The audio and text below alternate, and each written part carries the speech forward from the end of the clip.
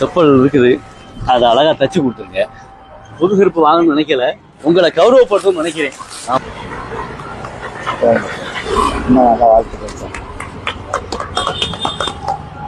உங்களுக்கு சேலமா?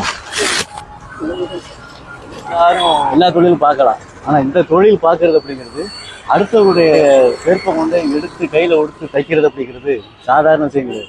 நீங்க மிகப்பெரிய தொழிலை செஞ்சுக்கிட்டு இருக்கீங்க. அதை வச்சு நான் ஒரு கவிதை சொல்ல போறேன் உங்களை வச்சு. செருப்புக்கு உயிர் கொடுக்கும் சிறப்பான மருத்துவர், கருப்பு வண்ண நூல் தைத்து கடமை காக்கும் இனத்தவர். யாராக இருந்தாலும் யாரையுமே நாடார், கூரான ஆயுதத்தால் வனைக்கும் வேளார். பொய்யில்லை புரட்டில்லை என்றும் அன்பை உடையார், கையாலே தடவி தைத்து செலவை செய்யும் வந்தார். அனைத்து மனித கால்களுக்கும் இவர்தானே முதலியார், இவரின்றி நடப்பதற்கு இவ்வுலகில் செட்டியார். கல்லு முள்ளு தாக்கினாலும் பாதம் காக்கும் ஐயர், சொல்லு சுத்தம் காப்பதிலே இவர்தான் நமது மெய்யர். சேகரித்த மாட்டுத்தோளால் செருப்பு தைக்கும் கோனார், ஆக மொத்த கால்களுக்கும் கடவுளாகி போனார்.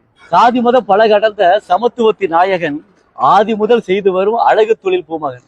எந்த நாடு எந்த ஊரு எங்கும் நீங்க போங்க, சொந்தமாக இவரை நினைத்து செருப்பு தைக்க வாங்க. செய்யும் தொழில் தெய்வம் என்றால் செருப்பு தானே இவர் தெய்வம், செருப்பை கடவுளாக்கும் இவரை நினைத்து என்று போய்வோம். செருப்பு அந்து வச்சு அப்படிங்கிறக்கா செய்யக்கூடாது, புது செருப்பு உடனே வாங்க போக கூடாது. அந்த செருப்பு காலில் போட முடியாத அளவிற்கு வருகின்ற பொழுது மட்டும் நீங்க செருப்பு வாங்கினா போதுமா.